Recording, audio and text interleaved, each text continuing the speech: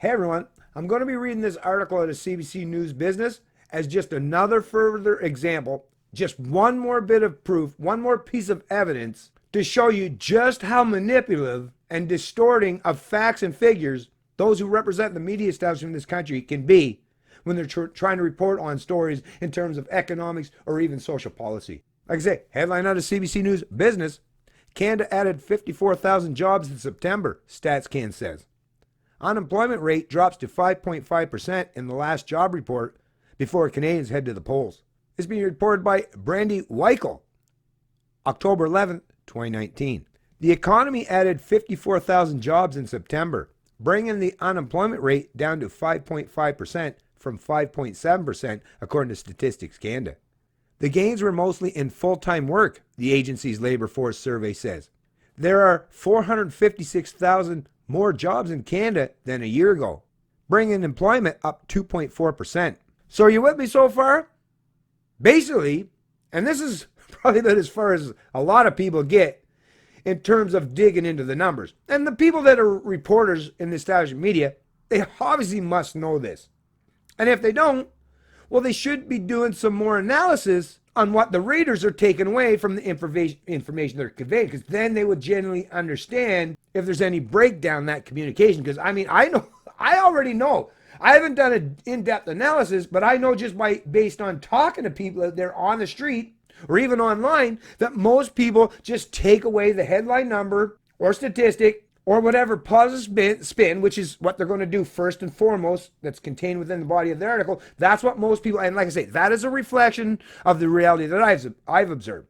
Most people don't do the kind of work that I do and read through the entire article, and not just read through it, but actually think critically about the information you're reading and decipher what it means. Break it all down in your brain, in your cranium. Like, break this stuff down and figure it out. Because that's the only way you're going to be properly informed. And once again, well, I guess you have to at least understand this stuff so that you know that's a prerequisite, that's required to be properly informed. If you don't understand that the media misrepresents and has a political bent or a bias on everything, no matter what they're reporting on, there is a political bent and a bias there, underlying in the tone, in the structure, and in the body of the articles. Make no mistake about that. I pay astute attention to it, and that is just a genuine reality. But I mean, like I say, already you're hearing, oh, the unemployment rates dropped. There was 54,000 jobs added. They were full-time jobs, or mostly. And then over the course of the entire year, there was 456,000 more jobs in Canada, right? So it's all positive news. But like I say, let's continue on further and break these numbers down a little bit and see if they actually play out to be as positive as they're originally presented. The rate of employment grew in Ontario and Nova Scotia, but held steady in the rest of the country. Growth was evenly split between men and women of core working age between 24 and 54. So I guess actually even that, right? Ooh, it's evenly split between men and women. Now I guess it seems to be Ontario and Nova Scotia that's dominating in terms of these jobs or these occupations, but it's still all basically being presented as nothing but positive, as a positive effect for Canadians and the Canadian economy, right? But like I say, folks, reality, once you dig into the numbers, once you crunch the numbers, well, that reality tends to rear its ugly head and is not necessarily shown to be a positive or a gain. Well, I mean, for some, yes, but for others, no. It's an added layer of cost for you. Employment in healthcare and social assistance accounted for 30,000 of the new jobs. Year over year, employment in this sector has grown by 108,000. So think about that. Healthcare and social assistance, right? Those are government, those are public sector positions, which how do government workers get paid?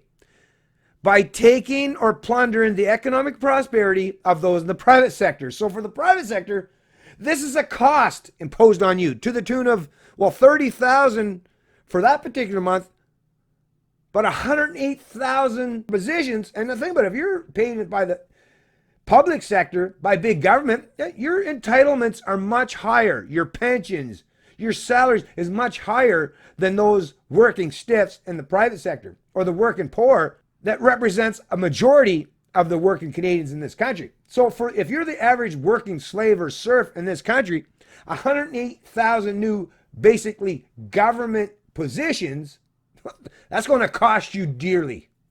Not just you, your kids, your grandkids, and maybe your great-grandkids and your great-great-grandkids if things continue on the way they are. So once again, government workers, huge benefit. And what fields are they in? Healthcare and social assistance. She said, can't help but think that might have a little something to do with mass immigration. Social assistance and healthcare, right? All these immigrants come to this country to the tune of what? Hundreds of thousands, 300,000+ per year. Yep. Yeah, they need healthcare. And hey, guess what? They probably need social assistance workers, government workers, people to deal with their file, right? So once again, mass immigration, good for the immigrants, I guess.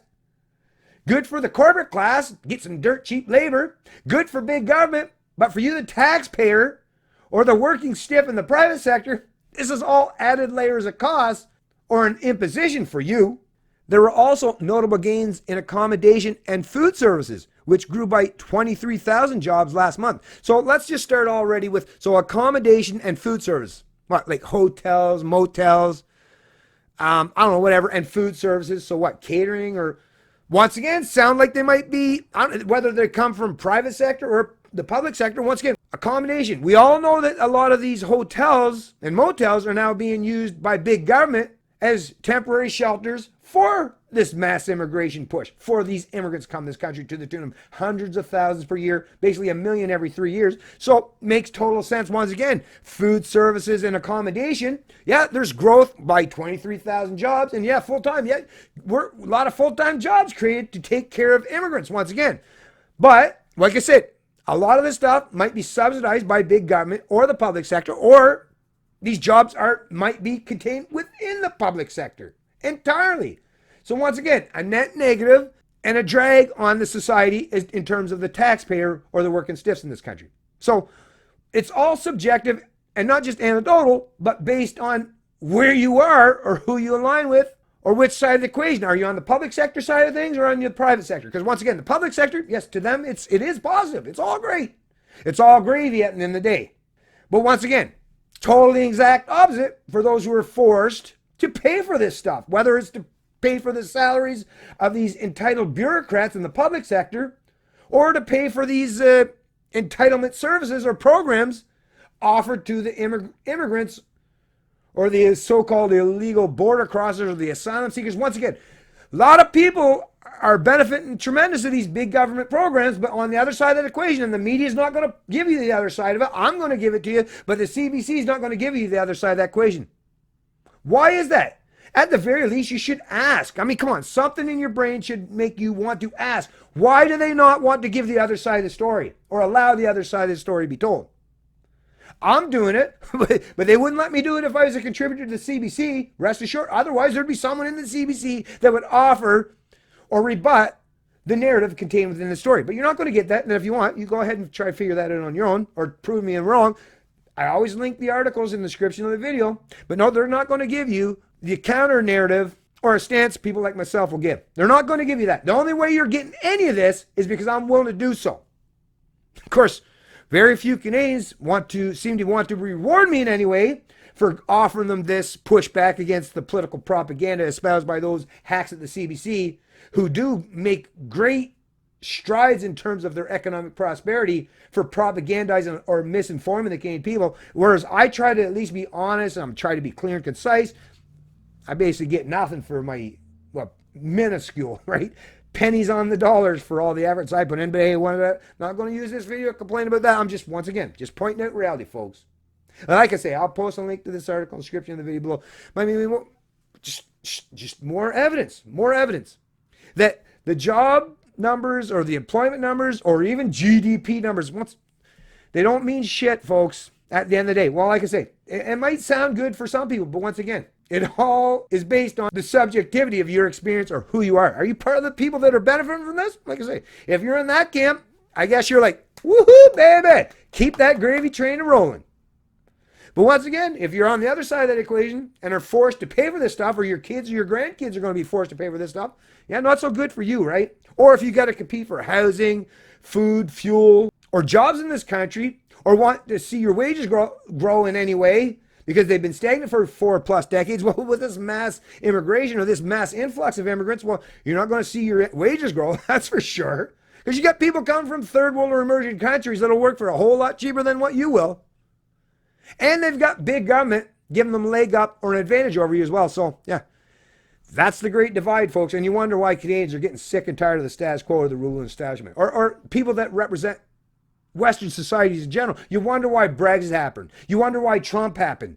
Well, and you're going to see what's going to happen in Canada after this October election. Or at least I hope so. I hope Canadians are at least sick enough of this bullshit of the ruling establishment that they will at least do what the UK and the US have done and try to get out from underneath it in some way, in some capacity. I'm hoping that. I guess we'll find out. I know for myself that's going to tell me what kind of trajectory this country is truly on. And it's going to play a big role and have a huge effect on what I'm going to do or where I'm going to be going forward. It's Canadian Libertarian, and I love liberty.